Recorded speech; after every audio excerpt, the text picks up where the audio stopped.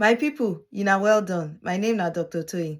Today we go discuss high blood pressure and I go give you 7 secrets to reduce your blood pressure. Then they measure blood pressure with two numbers. The top number na im dem dey call systolic blood pressure and the bottom number na im dem dey call diastolic blood pressure. If your blood pressure dey high, e mean say the top number dey more than 140 and the bottom number dey more than 90. Everywhere where you go, at least 1 in 4 adults go get high blood pressure. High blood pressure go fit increase your risk of getting stroke, coronary artery disease, cardiomyopathy and other heart condition. Na im good if you dey more than 40, make you dey check your blood pressure every 3 months.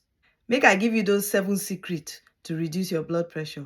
1, make you reduce cigarette smoking.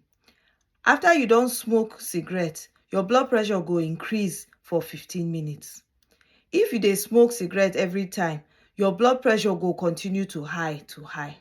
2, make you reduce your ogogoro or beer. When you don drink ogogoro or beer, after a few days, when you drink am plenty, your blood pressure go go up.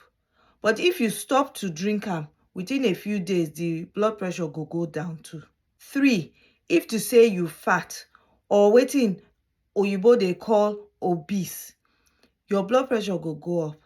And na because you no dey too exercise and your diet no dey too good.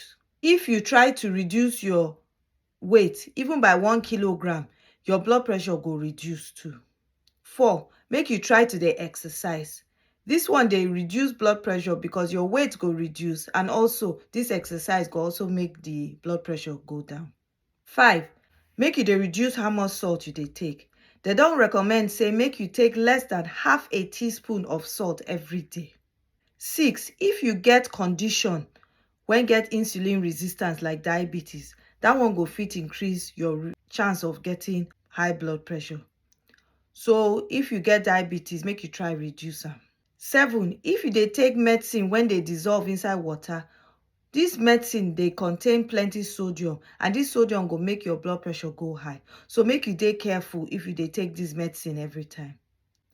I hope say you don learn more about blood pressure and I don give you 7 secrets make you reduce am. So until next time, smile because e dey healthy. Una bye bye o.